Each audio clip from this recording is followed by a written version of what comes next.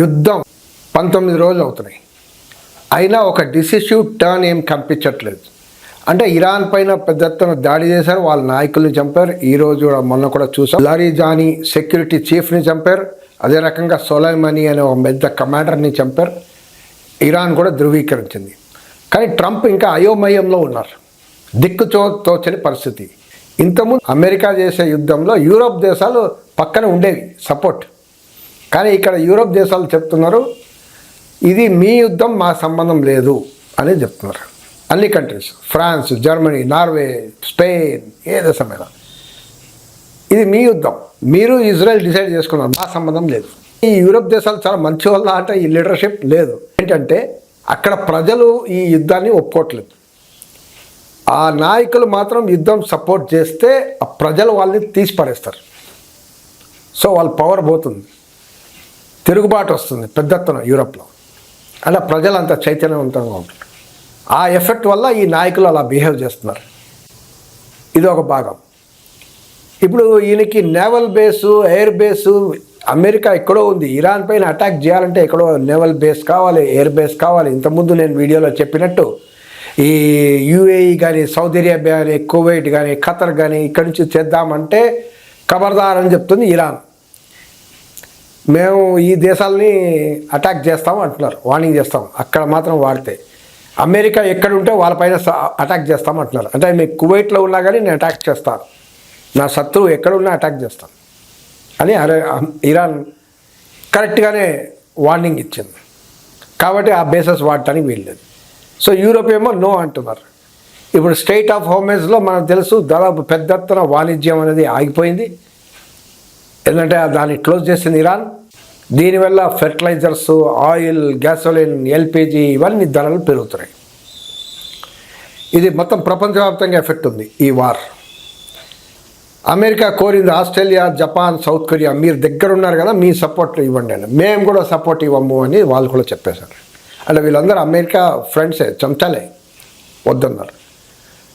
కాబట్టి ఈ పరిస్థితిలో ఇజ్రాయెల్ ఇప్పుడు నెతన్యాహు ఉన్నాడా లేదా అనేది పెద్ద క్వశ్చన్ మార్క్. ఎందుకంటే ఇజ్రాయెల్లో పెద్ద గోప్యత ఉంది. అక్కడ టోటల్ సోషల్ మీడియా నుంచి మొత్తం బ్యాన్.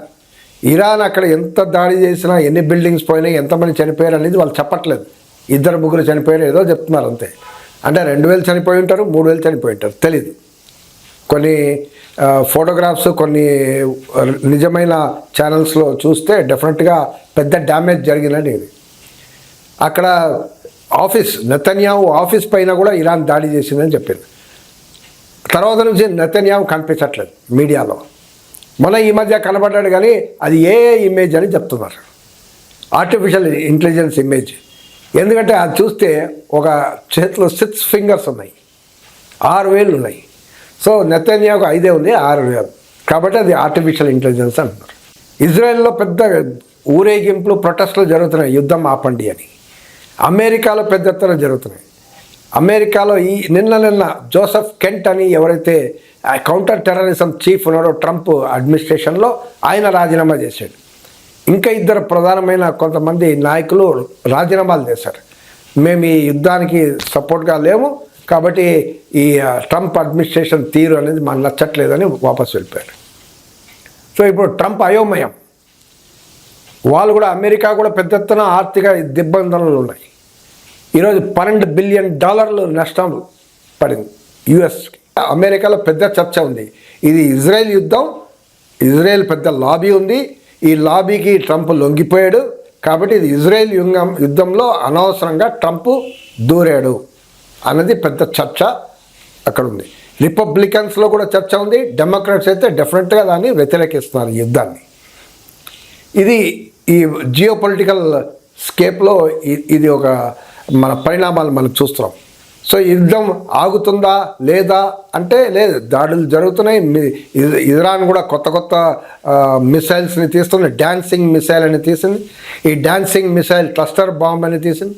సో ఇవన్నీ చాలా డేంజరస్. ఇది 7 మినిట్స్లో ఇజ్రాయెల్ పైన అటాక్ చేయవచ్చు, 7 నిమిషాల్లో. అంతేకాకుండా ఈ డాన్సింగ్ మిసైల్ రేడర్ నుంచి కూడా తప్పించుకోవచ్చు, ఐరన్ డోమ్ నుంచి కూడా తప్పించుకోవచ్చు, అంటే ఎక్కడైనా అటాక్ చేయవచ్చు అనేది మనం చూస్తున్నాం. అదే ఇరాన్ పైన ఇజ్రాయెల్ చూసే దాడులు, అమెరికా చేసే దాడులు చూస్తే ఆ స్కూల్ పిల్లలు దానిపైన అమెరికా మిసైల్ వల్ల జరిగిందనేది proved. It is proved. Gandhi hospital అనేది ఉంది ఇరాన్లో, దాన్ని కూడా నాశనం చేశారు. చర్చలు అంటున్నారు అమెరికా, యుద్ధం మధ్యలో చర్చలు. అసలు నువ్వు స్టార్ట్ చేసే ముందే చర్చలు జరుగుతుంది కదా, మీరు యుద్ధం ఎందుకు స్టార్ట్ చేశారు? మీరు యుద్ధం స్టార్ట్ చేస్తే సీజ్ ఫైర్ కాదు, మేము యుద్ధం ఆపండి, మేము చర్చలకు వస్తామని ఇరాన్ క్లియర్గా చెప్తుంది. కరెక్ట్, యుద్ధం ఆపండి, సీజ్ ఫైర్ కాదు. మధ్యలో సీజ్ ఫైర్ అని పేరు చెప్పి మీరు మళ్ళీ తయారై ప్రిపేర్ అయ్యి మళ్ళీ నేను చర్చలు చేసే టైంలో మళ్ళీ దాడి చేస్తే లేదు, మీరు యుద్ధాన్ని ఆపండి, మేము మాట్లాడదాం, అందరూ వెనక్కి వెళ్ళిపోవాలి. ఇది మన ప్రపంచానికి కావాల్సిన తీరు. ఇప్పుడు ప్రపంచం అంతా కోరేది అదే. వెంటనే యుద్ధం ఆగాల్సిన అవసరం ఉంది. ఈ ట్రంప్, ఈ ఇజ్రాయెల్ వీళ్ళ ఆగడాల్ని ప్రపంచం ప్రెషర్ వేసి ఆపాల్సిన అవసరం ఉంది. ఈరోజు మనం చూసాం, ఆఫ్ఘనిస్తాన్ పైన పాకిస్తాన్ దాడి చేస్తే 400 మంది చనిపోయారు. దీని వెంటనే మన ఎక్స్టర్నల్ అఫైర్స్ మినిస్ట్రీ ఖండించింది. ఇది చాలా బార్బరిక్ చర్య అనేది పాకిస్తాన్ మీద ఖండించింది. రైట్, బార్బరిక్ చర్యనే కరెక్టే, ఖండించింది. ఇరాన్ స్కూల్ పిల్లలపైన దాడి చేస్తే 165 పిల్లలు చనిపోయింది. దాన్ని కూడా భారతదేశం ఖండించాలి కదా. అసలు ఇరాన్ స్కూలు, హాస్పిటల్స్ పైన దాడులు జరిగాయి కదా, చాలామంది 1400 మంది ఇరాన్లో చనిపోయారు కదా, దానిపైన కూడా ఖండించాలి కదా, మన మిత్ర దేశం కదా. సో ఈ ఇండియన్ స్టాండ్ కూడా క్లియర్గా ఉండాల్సిన అవసరం ఉంది. యుద్ధానికి వ్యతిరేకంగా యుద్ధం ఆపేటట్టు ఉండాల్సిన అవసరం ఉంది.